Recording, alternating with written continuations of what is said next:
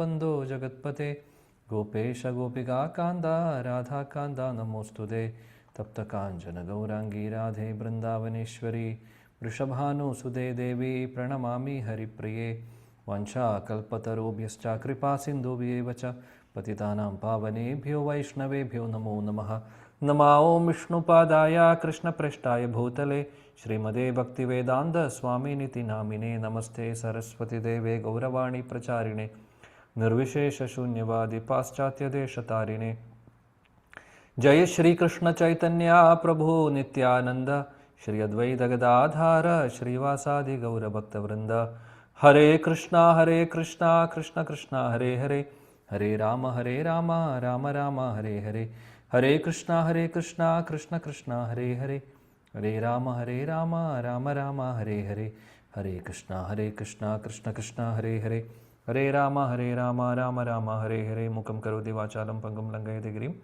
Yat Kripatamaham Vande Shri Guru Dinataranam Paramananda Madhavam Shri Chaitanyameshwaram.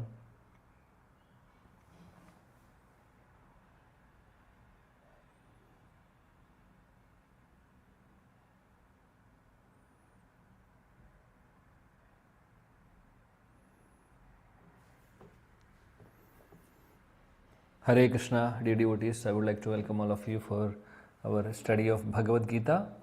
So we are in the second chapter, verse number 61. So today we'll see verse number 61 onwards. So let's begin. I'm sharing the screen.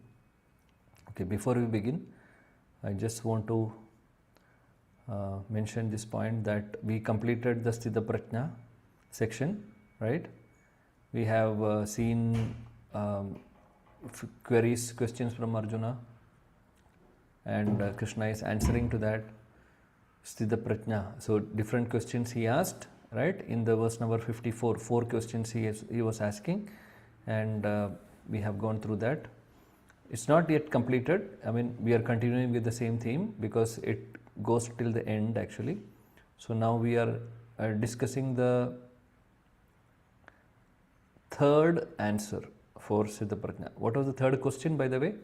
Anybody remembers third question?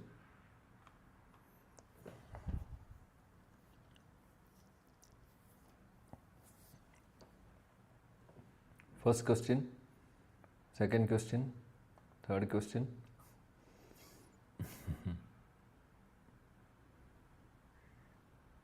Hare Krishna Prabhuji. Yeah. I think how the person walk. Yeah. Can you tell me the first question? First question. Yeah. What you said is one of the question, no doubt. Yeah. Hare Krishna Prabhuji, how does he speak? How? No, first question. I'm asking first question. Hare Krishna Prabhu. Yeah. Prabhu, first question. What are the characteristics of Sthita Prajna? Symptoms of. Yeah, characteristics or symptoms of Siddha Prajna. That's the first question, right? Second question, ka bhasha, then kim prabhasheta. Second is, how does he speak? I think Mataji already said. Prabhu. So what is the meaning of speaking? What is that meaning? What is the meaning of that question?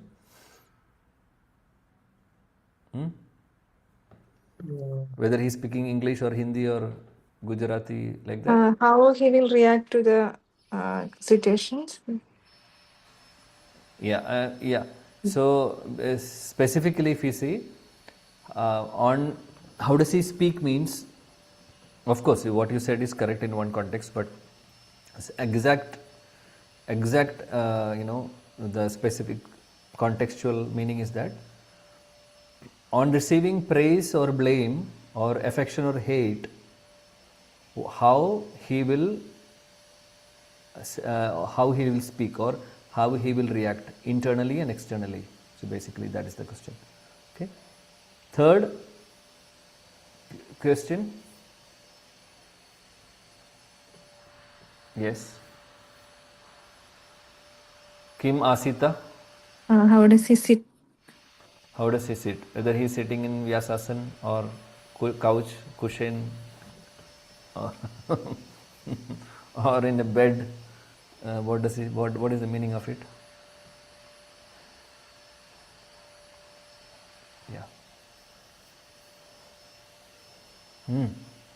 Someone please. I think some background noise is there here. Please forgive me. Some vacuum cleaner sound is going on in the background. So please consider it to be background, flute sound of Krishna.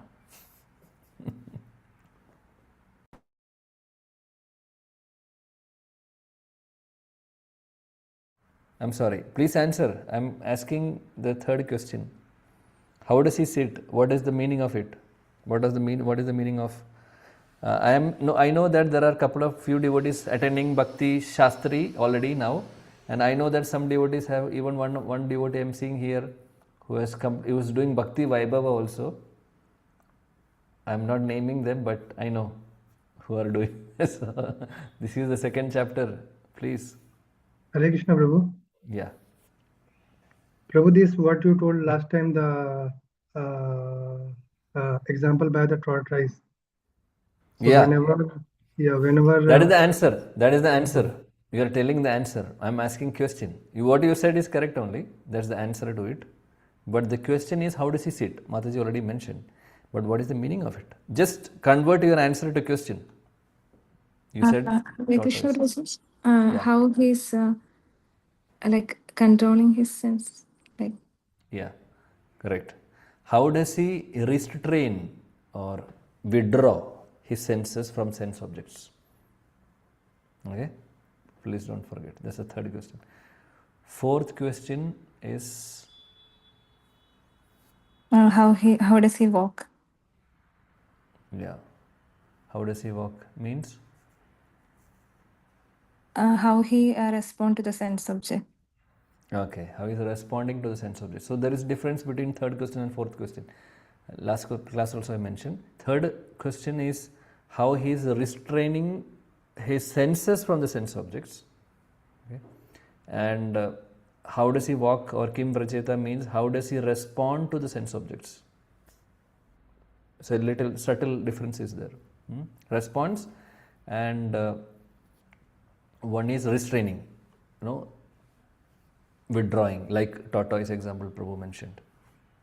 Other one is response. So that we have not come to the answer of that response. We will understand that when we speak about, when Krishna speaks about the answer. Now we are discussing the third question, answer for the third question. How does he restrain from the senses, of his senses from the sense objects, which is mentioned in 58 onwards. 58 verse onwards up to 63. So we are in the 61st verse.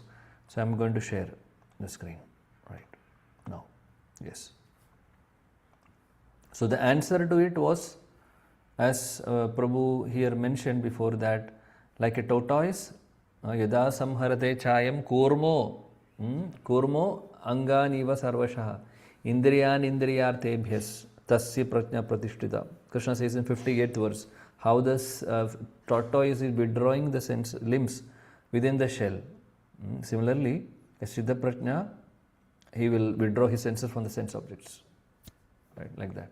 And then beautiful verse came, Vishaya vinivartande niraharasya dehinam. So whenever a soul, a person is experiencing a higher taste, then the lower taste, rasavarjam rasopyasya. So for the taste for sense objects will go away when he starts experiencing the higher taste, right? So that's about the 59th verse. Then Krishna speaks about the rarity of Siddha Prajna. He's, after speaking this, giving the answer, he says that rarity, because it's not easy to become a Siddha Prajna, or it is not easy to become a devotee, pure devotee, right? Then he said, even the wise men, wise people can be distracted by the senses. That is how he's saying that in the verse number 60. Yatato hi api kaunteya purushasya vipaschita indriyani pramatini. The senses are very strong. Indriyani pramatini. Senses are very strong and impetus. And haranti prasabam mana. It can forcibly take us away. it can carry the mind completely. Haranti means just steal or take away, carry away. So senses are so strong and impetus, very, very strong. So that shows that to become a Siddha Prajna is not easy. Even a wise man means, even an intelligent man. Intelligent means not having some scholarships. Even a practicing devotee who is nicely progressing, what is happening to our Bharat Maharaj? Bharat Maharaj, okay, it's a beautiful story in Bhagavatam, right? All of us know. Bharat Maharaj got attracted to the deer. He is already in the topmost stage of bhakti, still he got attracted. So senses are so strong. Just giving an example of it. Even a wise man, even an advanced person can be distracted by the sense object. So we have to be careful. Krishna is saying, this is all instructions to all of us, by the way. Krishna is instructing all of us. Now, continuing with that same. Now, Krishna is speaking. So, in the 60th verse, you see the flow of the verses. In the 60th verse, he said, even the wise men will be distracted by the sense or rarity of Siddha Prajna. Then in the 61st verse, 61, he's saying, sense control is possible. He said it is very difficult in the 60th verse, even for the wise men. They may be distracted, but it is possible. He said, sense control is possible only by devotion to Krishna. So sense control is possible by Krishna, by devotion. So Bharat Maharaj example is an example, is just an example for all of us. By the way, please don't misunderstand Bharat Maharaj's position. He is already a pure devotee. He's a pure devotee, no doubt. But he is teaching us that even being in that stage of bhakti, there could be distractions. But here Krishna says, and I think in the previous verses, the purport Prabhupada mentioned about Durvasa Muni, and Prabhupada mentions about Sri Ramanujacharya, Ishwara Yamunacharya example, right? So these two examples gave. Yamunacharya is in advanced stage. He is saying whenever he is having some thought of a woman or in any sense gratification, he will spit on the thought. He said he will completely reject that thought. He will not act on it. And he gave the example of Ambarish Maharaj also, that how he has, how he was engaging in the service of Krishna, how he is engaging his senses. Another example in different place, Prabhupada mentioned here, it's Vishwamitra and Menakasi. So Vishwamitra was a great yogi, he was a great soul, he comes in the category of a great personality, no doubt. But there was some distraction for him also, right? And on the contrary, we can take the example of Srila Haridas Thakur. He was a pure devotee, who was completely absorbed in Harinam. He was never ever distracted by anybody, right? The two times Maya tested, one time Maya herself came as a beautiful woman, and he was not distracted. And the prostitute came, then he was not distracted. So we can take the example of Haridas Thakur, because so Haridas Thakur's level is much higher. That is what Prabhupada here, Krishna says in the 61st verse, only by pure devotion this sense can be controlled. Now let's see. Who is going to recite? I will recite the first line. Somebody can follow me. Yeah. Tani sarvani samyamya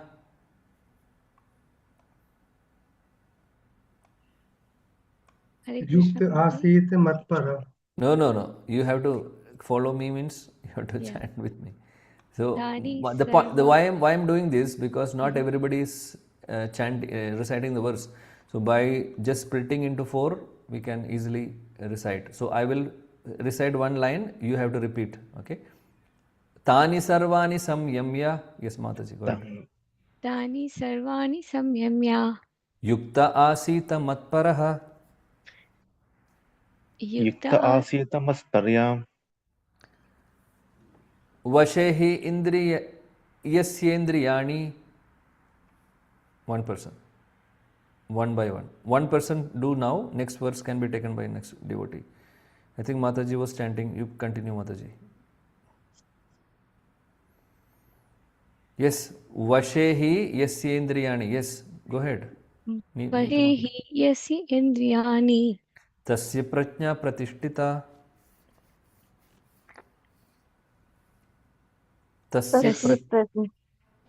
What is happening? I don't understand.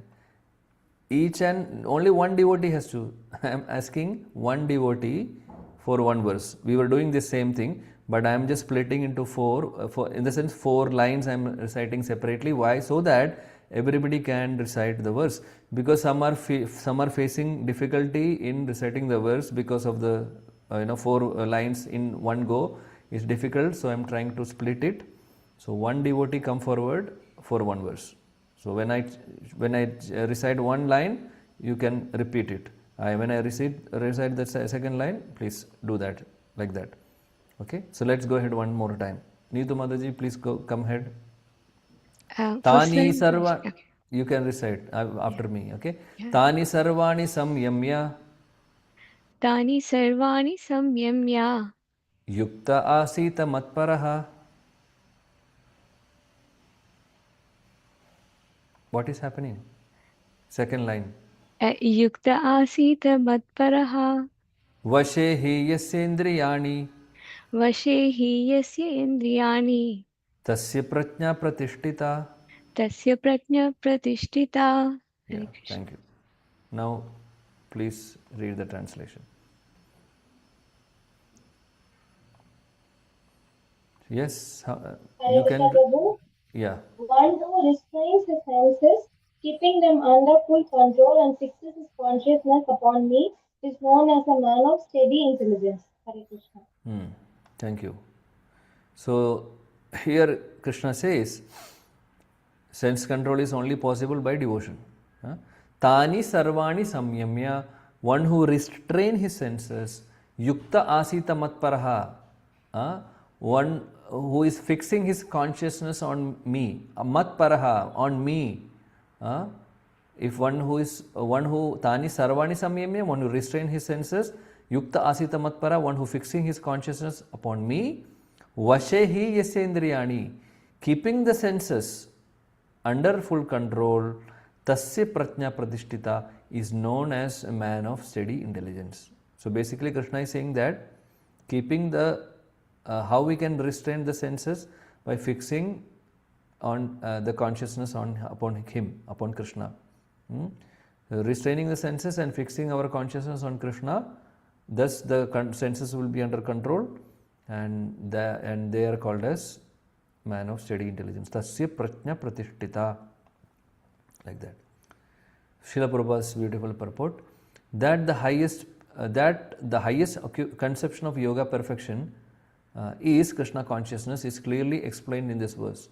The highest perfection of yoga is Krishna consciousness or bhakti, pure bhakti. Yoga, the meaning of yoga is connecting to Krishna, connecting to the Lord. So any time when we hear yoga, we should remember that yoga means there is a connection with the Lord, Supreme Lord. If the yoga is not connecting to Lord, then that is not yoga. Like what we see in the current world, yoga studio, what we see is only exercise, bodily exercise. There is no connection with Krishna, or there is no spiritual practices there. Correct? So that is not, we cannot call it as a yoga, by the way. But anyway, so Prabhupada says that any kind of yoga perfection, the perfection means it is Krishna consciousness. And unless one is Krishna conscious, it is not at all possible to control the senses. See? So the controlling of the senses can be only possible by bhakti yoga, or being Krishna conscious, or by practicing devotional service, or by practicing bhakti. As cited above, the great sage Durvasa Muni picked a quarrel with Ambarish Maharaj. Durvasa Muni unnecessarily became angry out of pride and therefore could not check his senses. On the other hand, the king, although not as powerful as yogi as sage, but a devotee of the Lord, silently tolerated all the sages' injustice and thereby emerged victorious. The king was able to control his senses because of the following qualifications. So here Prabhupada is giving an example of how to control the senses This is a beautiful section, story coming in the Srimad Bhagavatam 9th canto, wherein there are two characters. I don't know how, I'm not sure how all of you know this story. If no, I will just say in few minutes, I will just explain it. I don't know, somebody is okay, unaware about this story. So there is a great king. His name is Ambarish Maharaj. Ambarish Maharaj was a great devotee. He's a pure devotee. He was very rich. He was emperor. He was actually emperor, and he was a pure devotee. He was using all his senses in Krishna's service. We will see that in the purport. Prabhupada mentions how he is using the senses in Krishna's service. So one time, what happened when he was in his palace? Durvasa Muni came. Durvasa Muni is very famous for his anger. So he came, and that day was, just after Ekadashi. So the previous day was Ekadashi, and when Durvasa Muni came, that was the Dwadasi, the next day, when we break the fasting of Ekadashi.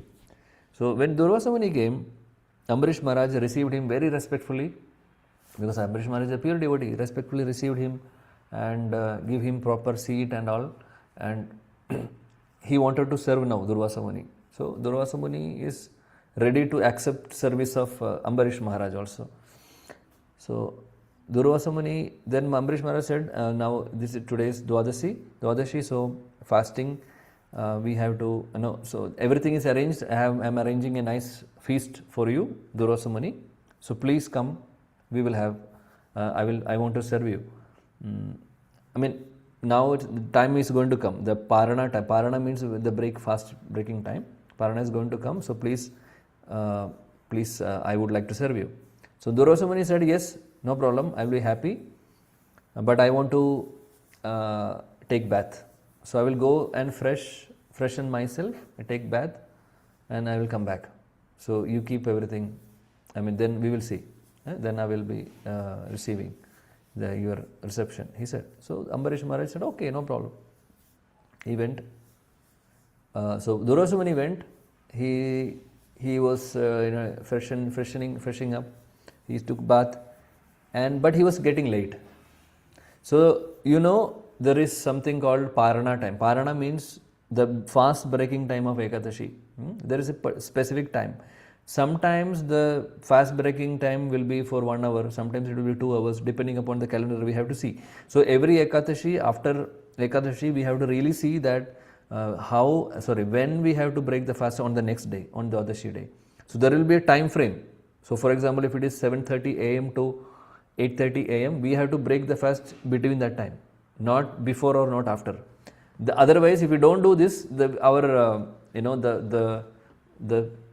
phalam, or the fruit or the benefit of Ekadashi will not get properly. So it's very important to break the fast on the particular time, which is as per the astrological calculation.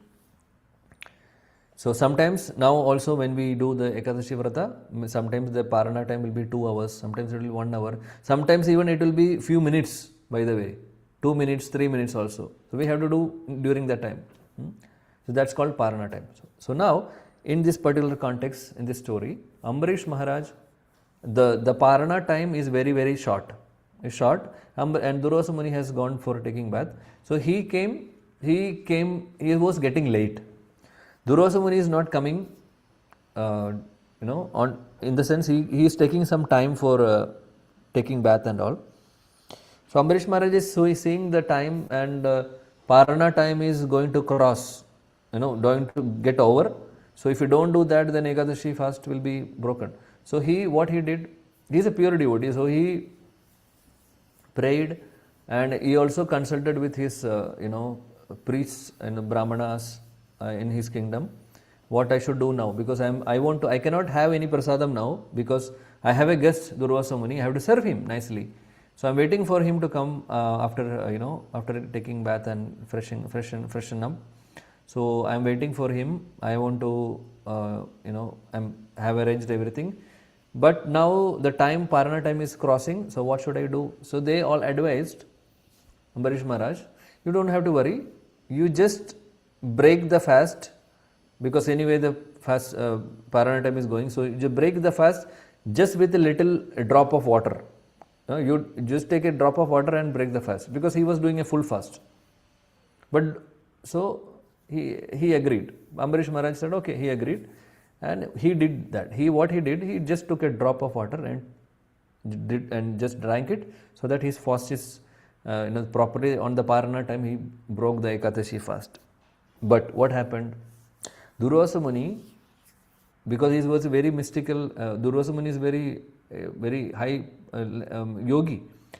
He understood. He was not there in the assembly and during that time. He was not there in the palace, but he understood that Ambarish Maharaj has broken the fast by water, by sipping a drop of water.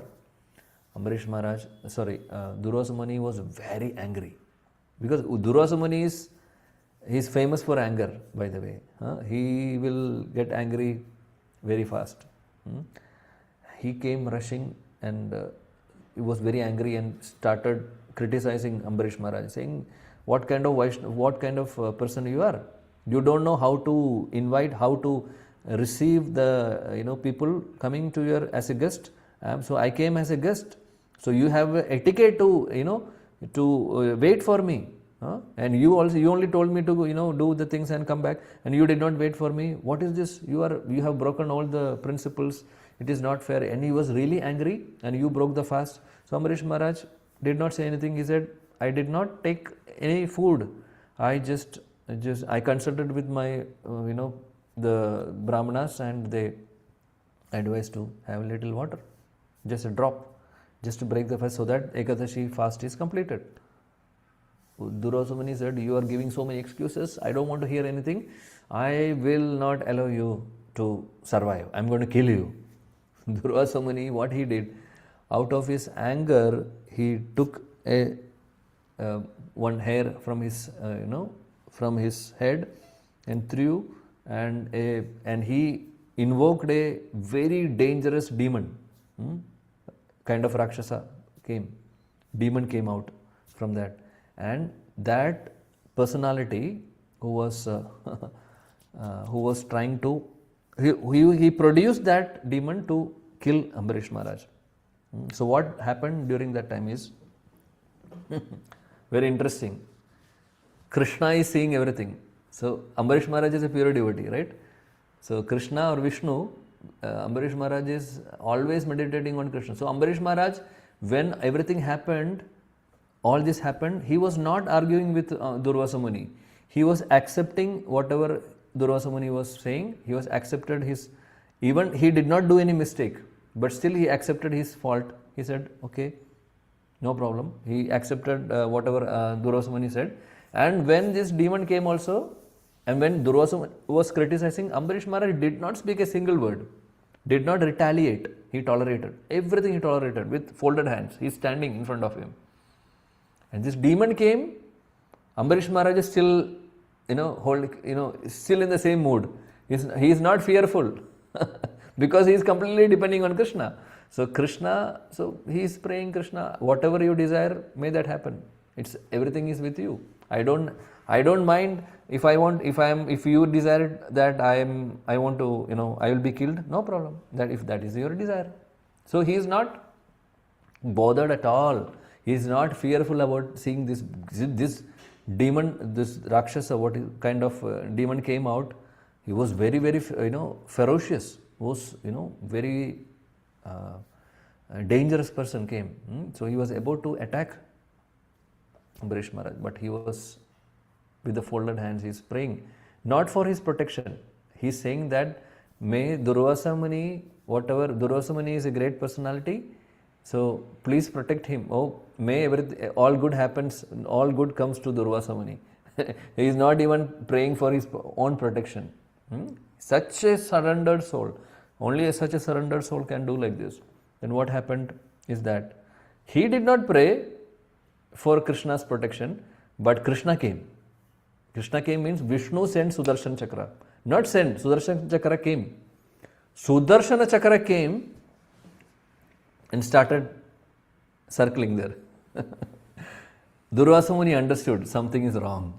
When he saw the Sudarshana Chakra, he understood that this is Vishnu's Sudarshana. So now I don't have anything to say. Durvasa Muni got disturbed now. He was afraid now. So Sudarshana Chakra came directly, killed the demon, cut the head. And then he started moving towards Durvasa Muni. So Durvasa Muni understood that Sudarshana Chakra is coming to me. So demon is killed and started chasing Durvasa Muni. Durvasa Muni started running. He's running and Sudarshana is following. So to save his life, he was running. So it is mentioned that he ran. Durvasa is such a great personality. He ran first to Brahmaji. Brahmaloka. He went to Brahmaloka and told Brahmaji, please save me. This Sudarshana Chakra is, going to kill me. So Brahmaji seeing the situation, seeing Durvasa Muni is there and Sudarshana Chakra is behind. Seeing Sudarshana Chakra, our Brahmaji is paying obeisances because that is my Lord's weapon. And he asked, what is the problem, Durvasa Muni? He said, this Sudarshana is going to attack me. Please help me. So Brahmaji very humbly said, I am really sorry, Durvasa Muni. I am helpless. I cannot do anything against the Sudarshana Chakra because Sudarshan is Krishna's weapon, Vishnu's weapon. He is my Lord's weapon. I cannot stop. I cannot help you. So I am really sorry. Then he said, maybe Lord Shiva can save you. Go to Lord Shiva. He directed to Lord Shiva. Durvasa Muni is running now to Kailas. Sudarshana Chakra is following. And he went to Kailas and our Lord Shiva is meditating there on Vishnu, on Krishna. When he came Durvasa Muni, when he saw Durvasa Muni, he asked, what happened? Then he said, please save me, this Sudarshana Chakra is going to kill me. So then again, Lord Shiva also did the same thing, paid obeisances to the Sudarshana Chakra and said, Durvasa Muni, you can tell me something else. Can you ask me something else? I'm really sorry, I cannot protect you from Sudarshana Chakra. That's my Lord's weapon. How can I protect you? I'm really sorry. I think you have to go to Vishnu only because that's Vishnu's weapon. You go to Vishnu. Then now he is running to Vishnu. See? So see the position of Durvasa Muni. Durvasa Muni is able to go to Brahmaloka, is able to go to Kailas, Shiva's Loka, and now he is going to Vaikuntha, by the way. He is such a powerful yogi, otherwise he will not be able to go also. He is going to Vishnu. He went to Vishnu. So Lord Vishnu is there with Lakshmi Devi. Then seeing Durvasa Muni, he asked, what happened? So he said, oh Lord, please save me. Your Sudarshana Chakra is going to, coming to me, going to kill me. So please save me. So Vishnu said, I am really sorry. So I did not send Sudarshana Chakra, by the way. Sudarshana Chakra left by its own will. Then Durvasa said, but it's your Sudarshana, please, can you control? Can you just withdraw it, please? He said, I'm really sorry that he's quoting different verses. I'm not giving verses. Aham bhakta paradino hi aswatantri vadduja sadhuvir grasta hridayam bhakti janapriya. He's saying, I am sold out to my pure devotees. I cannot do anything. Even though I don't say anything, my Sudarshana Chakra himself has taken a decision and gone to save Ambarish Maharaj. I cannot do. Am Bhakta Paradano. I become servant of my pure devotees, he said. And my pure devotees are always thinking about me and I am always thinking about him, about the devotees. So I am really sorry, Ambarish Maharaj, So Durvasa Muni, even though Sudarshana Chakra is my weapon, I am really sorry that I cannot save you from Sudarshana Chakra because only the person you have offended can help you. You go to Ambarish Maharaj and ask forgiveness. Go back to Ambarish Maharaj, ask forgiveness then only the Sudarshana will be peaceful. Otherwise, I cannot help. So Vishnu also said, I cannot help, because he said, I am completely sold out to my devotees. Then Durvasa is again running, Sudarshana is following, came back, and he completely took shelter of Ambarish Maharaj. He paid obeisances. He held the lotus feet of Ambarish Maharaj and said, Durvasa Muni saying, please help me, please save me. So by the time he did that, Sudarshana Chakra left. Sudarshana just went back. Then he did that. And he asked forgiveness, please forgive me.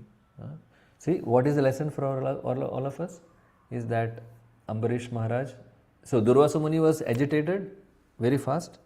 His senses was not in control. That was the context. But Ambarish Maharaj was very peaceful because he is completely surrendered to Krishna. So he is a pure devotee. His senses are always in control. He is a Sthita Prajna. Whatever we are saying, all qualities Ambarish Maharaj has. Ambarish Maharaj is not at all fearful, even seeing the demon, ferocious demon. He was peaceful, completely surrendered.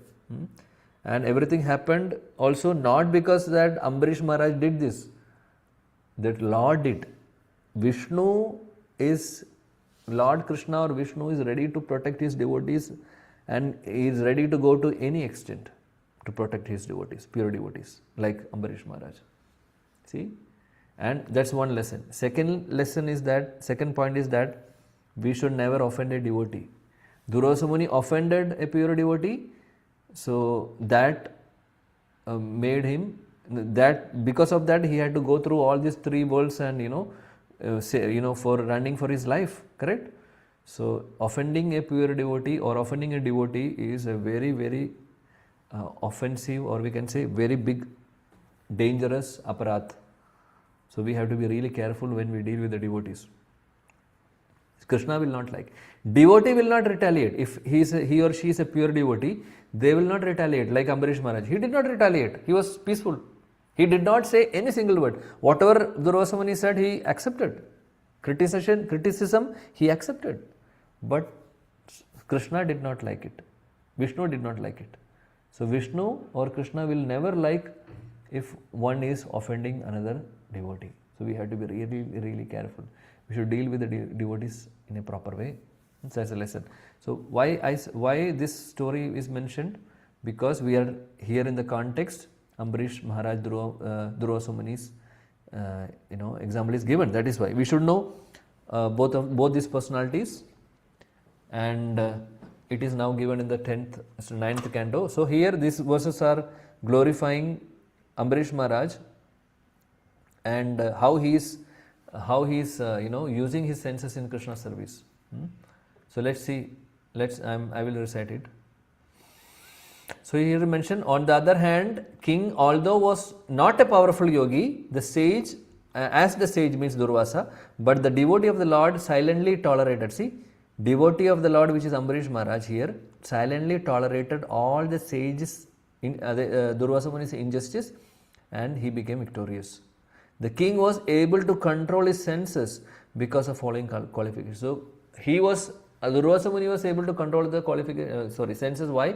Because he was completely absorbed in Krishna. His senses are completely in control because he has completely engaged his senses. He is engaging his senses in Krishna service. How he is engaging his senses in Krishna service, we are going to see that in this coming verse, these verses, beautiful verses. Savai mana Krishna padara vindayor vachamsi vaikunda gunanu varnane karo harer mandira mardaneshu shrutim chakarachyuta satkatotaye mukunda lingalaya darshane drasho tadbritya gatra sparshenga sangamam घ्राणं च तत्पाद सरोज सौरभे श्रीमत्तुलस्या रसनां तदर्पिते पादौ हरे क्षेत्र पदानुस्पर्शने पादौ हरे क्षेत्र पदानुसर्पणे शिरो हृषिकेश पदाभिवन्दने कामं च दास्ये च न तु काम काम्यया Yato shloka janashraya rati. The meaning is that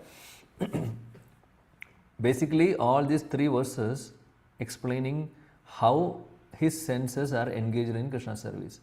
Each and every senses are being mentioned here. See, let's see. Ambarish Maharaj fix his mind. So first his mind he is fixing on the lotus feet of Krishna. Means, what is the meaning of that? He is always remembering Krishna. Now, how is engaging his words, his speech? Engaging his words in describing the abode of the Lord means he is always, whatever words, whatever he is speaking is only glorification of the Lord. So the walk, he is using the words or the ability of speech in glorifying Krishna or chanting Krishna's name. Now another sense, his hand. His hands, how he is using? In cleaning the temple, cleansing the temple of the Lord. Means he is using his hands in different services, including the cleaning of the temple. His ears, he is using his ears, that's another sense, in hearing the pastimes of the Lord. So he is only using this sense of hearing for hearing Krishna's pastimes. His eyes in seeing the form of the Lord. His eyes he is using only the form, means going to the temple and seeing the deity, beautiful deities, or even our home deities, or even the photos in our home of Lord. So we are using our eyes in seeing the Lord, the form of the Lord. And his body in touching the body of devotee. See, so the sense per sense, what is that? Touch sensation. How he is using that in the service. His body is touching the body of another devotee. So that's how he is using that touch sensation. And his nostrils, his nose, in smelling the flowers of the flavor of the flowers offered to the lotus feet of Lord. So he is smelling the as prasadam, he is smelling the flowers which is offered to Krishna. And his tongue, what? His tongue in tasting tulsi leaves offered to him. He takes tulsi leaves as prasadam, which is already offered, which was offered to Krishna as prasadam. He takes, and his legs, another sense, in traveling to the holy places. So he is going to temple and different holy places like Mayapur. I'm just giving an example, Vrindavan, like that, holy places for pilgrimage. So he is using the legs. And how he is using his head? His head in offering obeisances to the Lord. So head is always offering. With head he is offering obeisances, means paying namaskar. And his desires is all his desires in fulfilling the desires of the Lord. So everything, all desire, his only desire is to fulfill the desire of Krishna. And Prabhupada mentioned, all this qualification made him fit to become a matpara devotee of the Lord. All this qualification made him fit to become a pure devotee of the Lord. So these are the nice, beautiful verses from Bhagavatam, glorifying Ambarish Maharaj's qualifications as a pure devotee, how he is engaging his senses in Krishna's service. So there are many verses similar to this in different Shastras. Mukundamala also there is a verse, and in Bhagavatam also different place there is a verse. There are verses. I can give you references later on. Now, the word Matpara is most significant in this connection. Matpara means, already we said, the pure devotee. How one can become Matpara is described in the life of Maharaj Ambarish. How one can become Matpara. So how one can become a pure devotee like Ambarish Maharaj is described. How we can become? By engaging our senses in the service of Krishna. Using our senses, always using our mind is always thinking about Krishna. Using our words, ability to speak about Krishna, glorify Krishna, chant Krishna's name, and hands doing different services for the Lord. Even cooking in our home, we can use it. We can use that. You can use the hands and cook nicely for Krishna and offer it to Krishna. Yeah, that's that service with the hands. And we can clean the house. House is considered to be Krishna's, our house.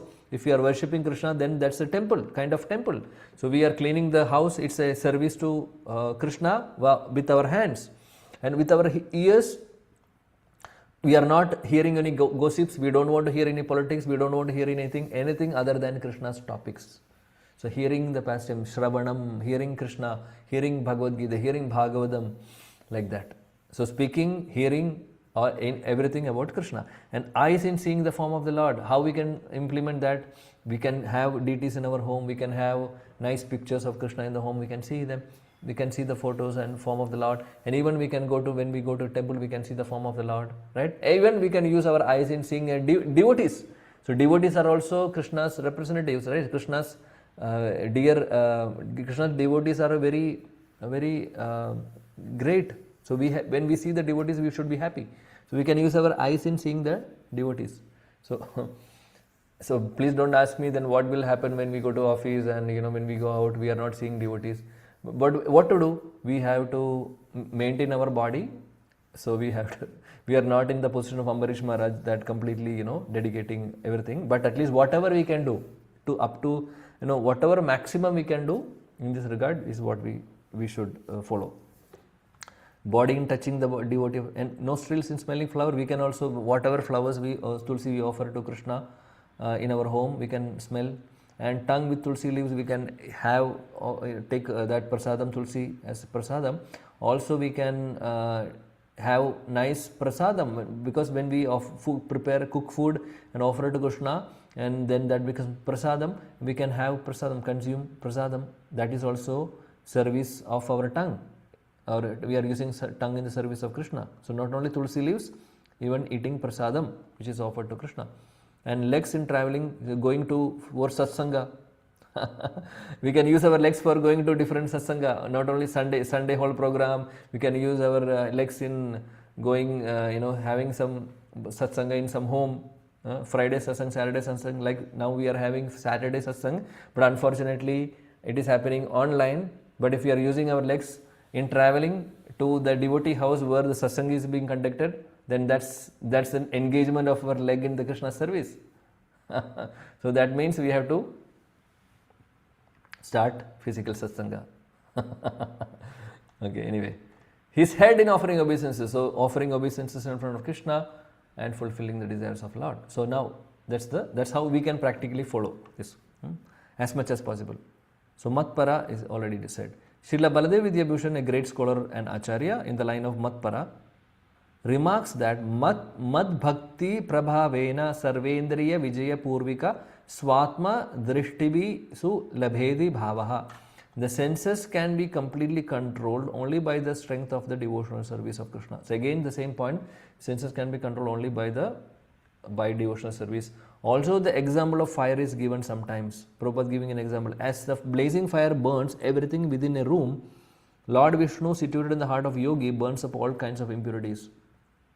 So how the fire can, blazing fire within everything in the room is burned, can burn, right?